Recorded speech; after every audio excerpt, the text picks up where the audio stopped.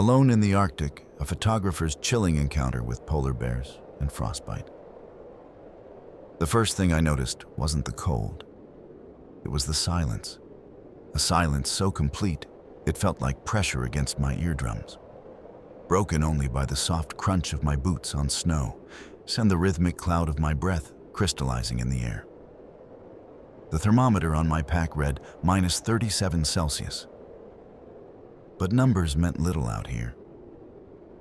What mattered was that the metal of my camera bit into my gloves like teeth, and the inside of my nostrils froze with each inhale. I'd come to capture the vanishing ice.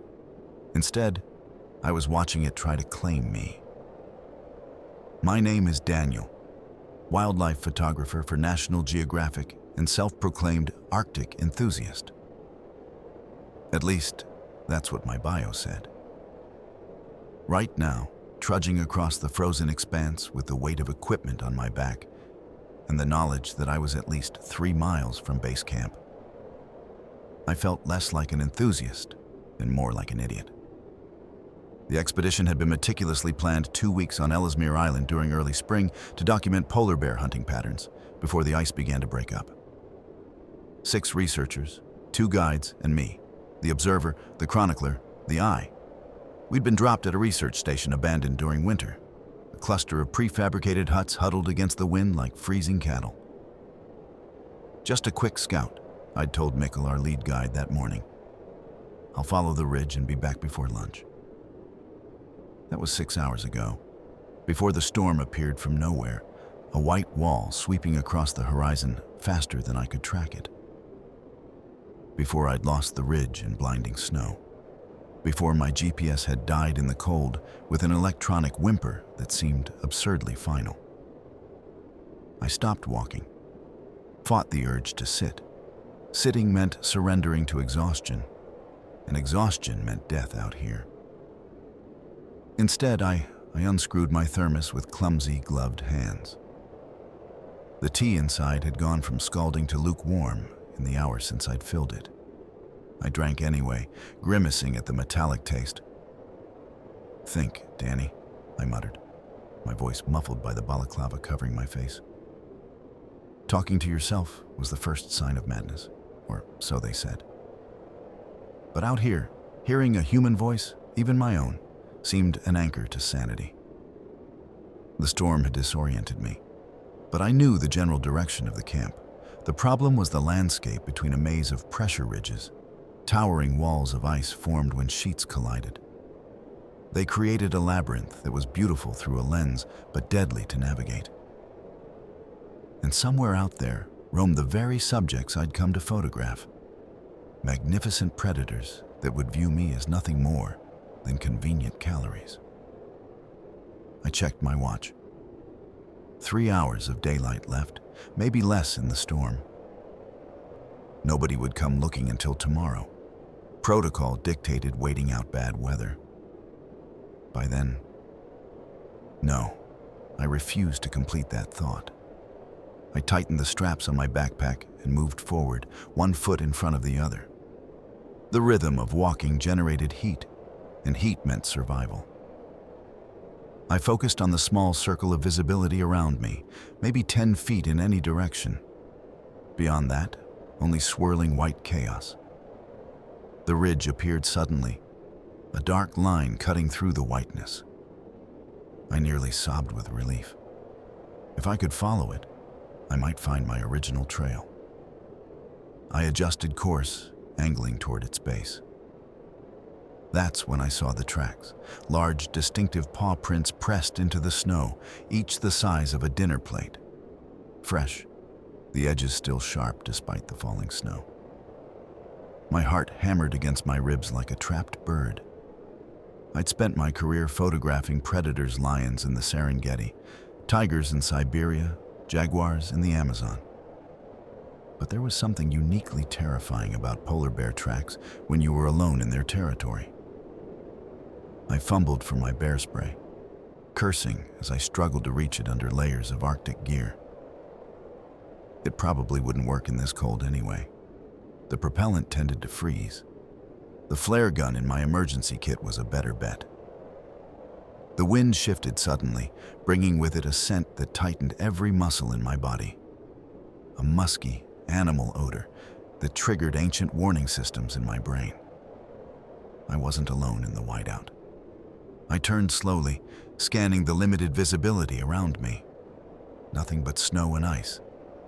But the feeling persisted, the primitive certainty of being watched, hunted. My camera hung heavy around my neck. Absurdly, I found myself raising it, a professional reflex so ingrained it overrode even fear. Through the viewfinder, I scanned methodically, focusing, adjusting.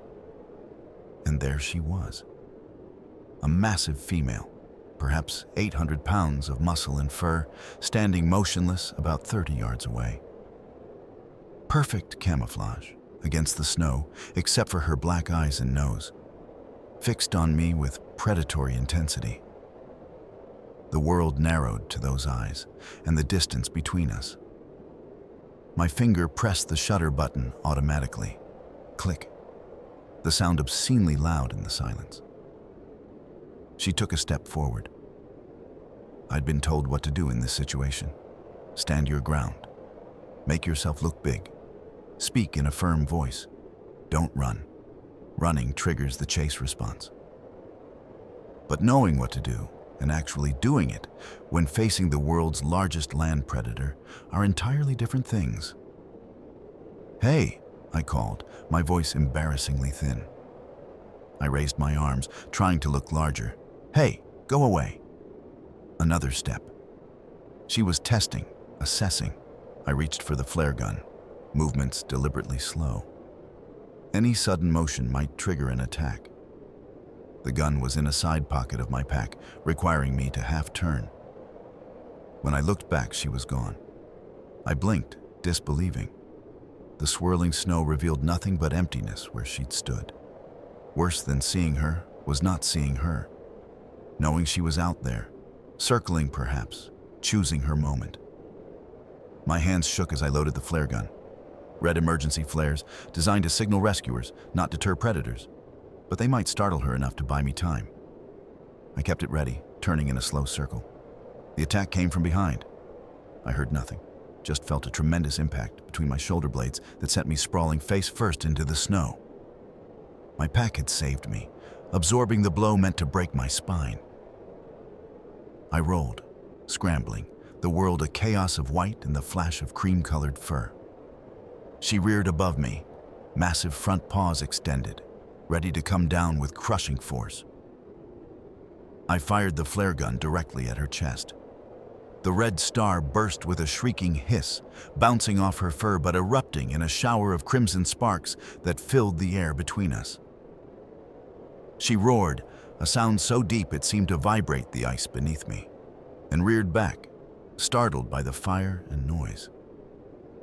I didn't wait to see what she'd do next. I ran, abandoning everything but the flare gun and the camera still somehow around my neck. Running was suicide, according to every wildlife manual, but staying was certain death. The ridge loomed ahead. If I could get up it, find some defensible position in the rocks. I scrambled upward, boots slipping on ice-covered stone. Behind me, I heard the rhythmic crunch of paws on snow, unhurried, confident. My lungs burned with each desperate breath of Arctic air, so cold it felt like inhaling glass. My legs trembled with effort as I climbed higher. I risked a glance back. She wasn't running, just following steadily, conserving energy. The perfect predator, evolved for this environment, patient and inexorable. I was the desperate one, the alien in this landscape, burning through my reserves too quickly. The ridge steepened, becoming a near vertical face of rock and ice. I reached for handholds, abandoning the flare gun to free both hands for climbing. My fingers, despite the specialized gloves, had gone numb, dangerous, but I couldn't stop to address it. 20 feet up, I found a ledge barely wide enough to stand on, backed by a shallow depression in the rock. Not a cave, just enough overhang to create some shelter from the wind and snow. More importantly, it was defensible. The bear would have only one approach. I pressed my back against the rock wall, watching the base of the cliff. For long minutes, nothing happened. The storm continued unabated, visibility shifting unpredictably. Sometimes I could see 30 feet down the slope, sometimes barely 5. Had she given up? Unlikely. Polar bears were known for their persistence, capable of tracking seals under ice for days. I was a much easier target. Time stretched in that peculiar way it does in survival situations, simultaneously crawling and racing. The light was fading faster than it should have, or perhaps that was just the storm thickening. I needed to make decisions quickly. Stay and risk freezing overnight, or descend and risk the bear. I took inventory, no food except an energy bar in my jacket pocket. No water other than snow I could melt in my mouth. Dangerous for hastening hypothermia, but better than dehydration. No flare gun, no pack with emergency shelter. Just my layers of clothing, my camera, and whatever wits I had left. The cold was becoming more than just discomfort. It was a predator as dangerous as the bear. I stomped my feet, swung my arms, but already the familiar warning signs of frostbite tingled in my extremities. I decided to check my camera. Maybe I'd captured usable images of the bear that could be recovered with my body. I shook the morbid thought away, focusing on the familiar ritual of reviewing shots. The display was dim, battery life shortened by cold, but it worked. I scrolled through images, blurry white landscapes, then suddenly her. Perfectly framed, yellow-white against pure white, those black eyes staring directly into the lens. National Geographic cover material, if I lived to submit it. A sound below snapped my attention back to survival. Scraping, claws on rock. I peered over the edge. She had begun to climb. The impossibility of it froze me momentarily. The cliff face was nearly vertical, with minimal handholds. But polar bears can climb, not like cats, but with a determined, powerful scrambling that was carrying her steadily upward toward my precarious sanctuary. I had perhaps 30 seconds before she reached the ledge. If the storm cleared by morning, I could make it, even with my injured ankle. If not, I had supplies for perhaps 2 days in the hut, enough time for the others to organize a search once they realized I was missing. I settled onto the bench, wrapping the thermal blanket around my shoulders. The stove's heat had raised the temperature in the small space to merely freezing rather than life-threatening. I checked my watch, 7:42 p.m. Nearly dark outside now. I'd made it through day 1. For the first time since morning, I allowed myself to exhale fully. That's when I heard it. A soft scraping outside the door. My body went rigid, ears straining in the silence. The noise came again. Not wind, not snow falling from the roof. Something solid moving against the outer wall. I reached for anything that might serve as a weapon. The metal pot was too small to be effective. The stove bolted in place. Nothing but the camera around my neck, useless against 800 pounds of determined predator. The scraping moved around the perimeter of the hut, methodical, investigative. I pictured her circling, nose pressed to the wooden walls, tracking my scent. The door handle rattled slightly, not turned, just disturbed by her passage. Then silence. I held my breath, pulse thundering in my ears. Had she given up? Unlikely. More probably she was planning her approach, patient and calculating as her species had evolved to be. A tremendous impact shook the entire structure, the sound like a bomb detonating in the confined space. I shouted involuntarily, scrambling back against the wall. Another impact followed. She was ramming the hut, testing its strength. The door shuddered in its frame, but held. These shelters were built to withstand Arctic conditions, reinforced against both weather and desperate human attempts to enter when locks froze or mechanisms failed. But how long would it hold against a determined polar bear? I remembered stories from the research team. Accounts of bears breaking into food caches, storage containers, even vehicles when sufficiently motivated. This bear had tracked me for miles. She wasn't going to give up easily. Another slam, this time against the wall beside the door. The wood creaked ominously. I needed a plan, and quickly. The stove. Small as it was, it produced both flame and heated metal. I grabbed the pot, now full of hot water, ready to throw it if the bear breached the door. Not enough to stop her, but maybe enough to startle her. Buy me seconds. The impacts paused. In their place came a sound almost more terrifying. Methodical scratching. Claws working at the door frame, seeking weakness. The patience of a top predator who knew her prey was trapped. I assessed my options with the clinical detachment that sometimes comes in life-threatening situations.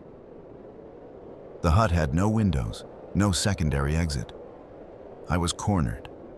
The very situation survival guides warned to avoid at all costs. If she got through that door, I was dead. Unless... My gaze fixed on the ceiling. These huts were prefabricated, designed to be transported in sections and assembled quickly.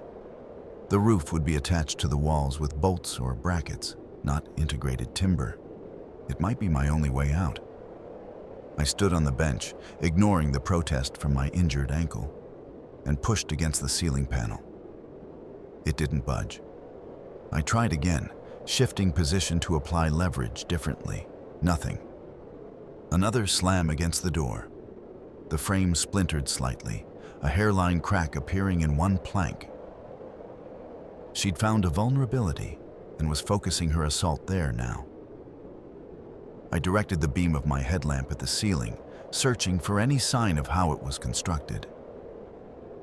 There, in each corner, metal brackets with exposed hex bolts. If I could loosen them. I dumped the contents of the emergency cache onto the bench, searching desperately. A folding multi-tool rewarded my efforts. I flipped it open to reveal a small hex wrench among its implements. The door shuddered under another impact. Splinters flew from the widening crack. I stretched upward, fitting the tool to the nearest bolt, and turned with all my strength.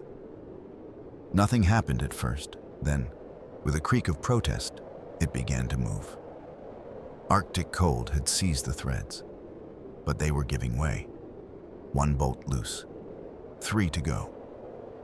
The bear's attack on the door intensified, as if she sensed my escape plan.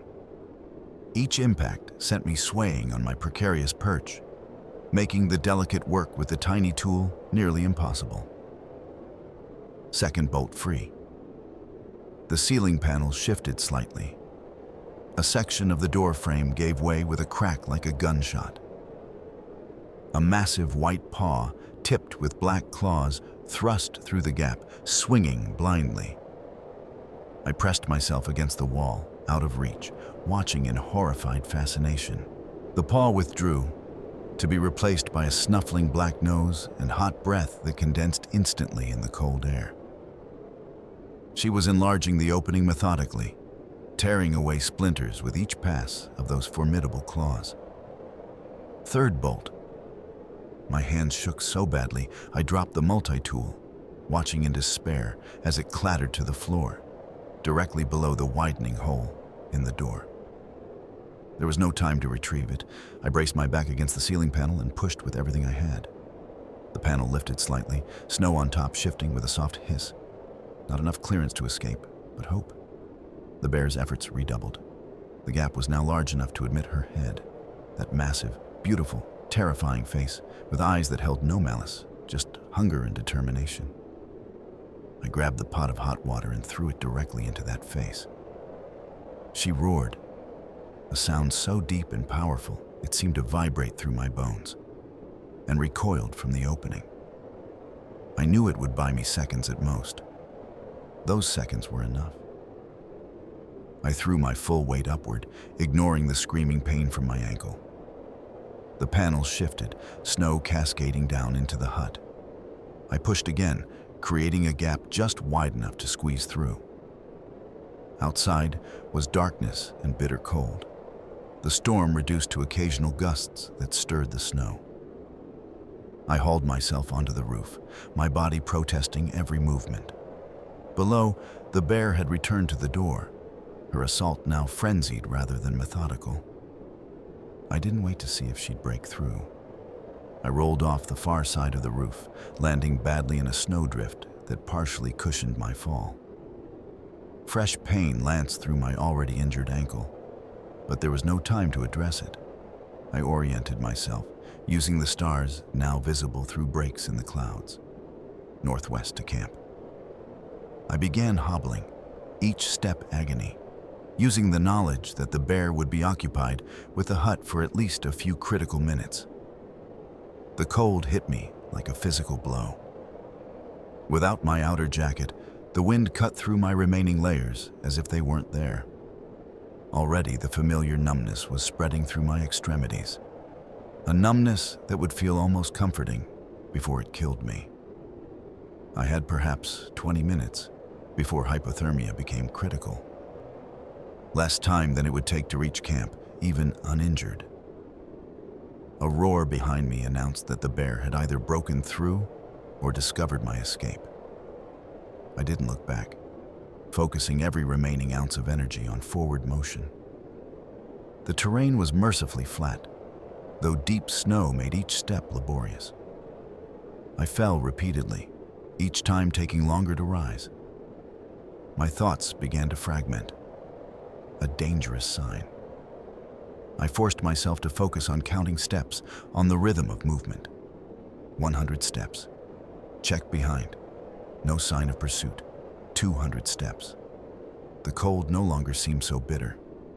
Worse sign. 300. I realized I'd stopped shivering, the most dangerous sign of all. Severe hypothermia setting in.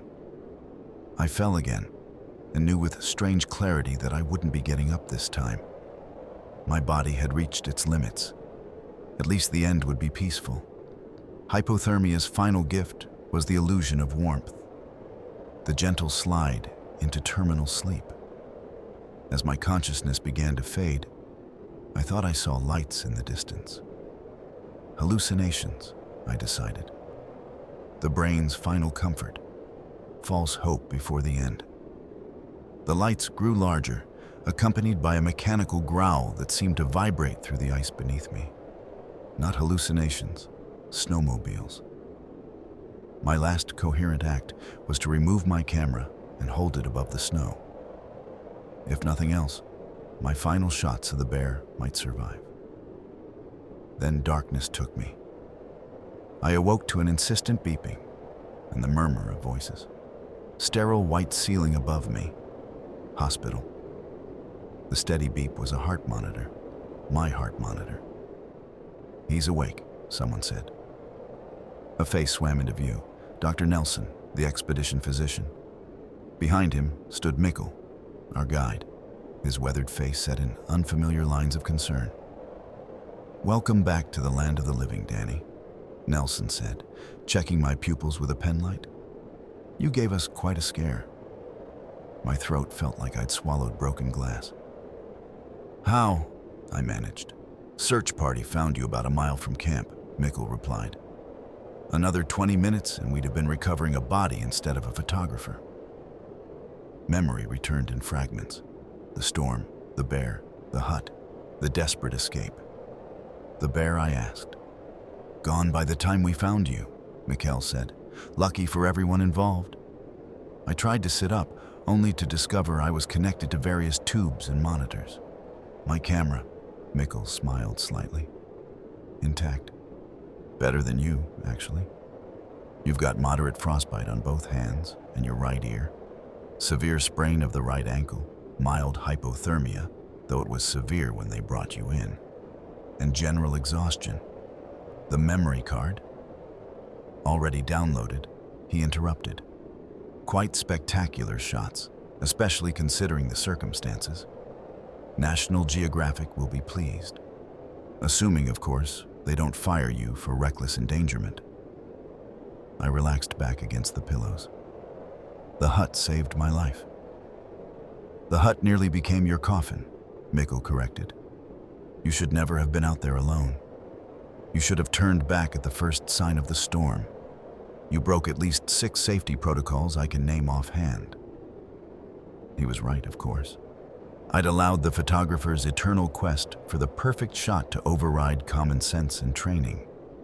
I'd been arrogant, thinking my experience in wild places made me immune to their dangers. "I'm sorry," I said simply. Mikkel's stern expression softened slightly. "We're just glad you're alive. Though I suspect you won't be following any more polar bears on foot." I tried to laugh, winced at the pain in my chest. "No promises. But maybe next time I'll bring backup." They left me to rest. The quiet beeping of machines, my only company. Outside the window of what I now realized was the small medical facility at Eureka Research Station. I could see the endless Arctic landscape, beautiful and deadly under clear blue skies. The expedition would continue without me. My injuries would require evacuation to a proper hospital in the south. But I had my shots. Images captured in those moments of terror and survival that told a story few had lived to share. In my dreams that night, I saw her again. 850 pounds of perfect evolutionary design, white against white, those intelligent black eyes fixed on mine through the viewfinder. Not a monster, just a predator doing what predators do. In her territory, I had been the intruder, the alien element. I found I couldn't hate her for hunting me. That was her nature, as seeking the perfect image was mine. We had each acted according to our essence, and in the cosmic lottery of survival, I had been marginally luckier. When the magazine eventually published my photo essay, they used that image for the cover. The female polar bear staring directly into the camera against the backdrop of the storm. They titled it, "The Hunter's Gaze." I recovered fully, though cold weather makes my ankle ache even years later. A reminder of both hubris and survival. I still photograph wildlife in extreme environments, but never again alone, and never without proper emergency protocols. Some lessons you only need to learn once. The Arctic taught me that silence is not empty, but alive with hidden dangers and unexpected beauty.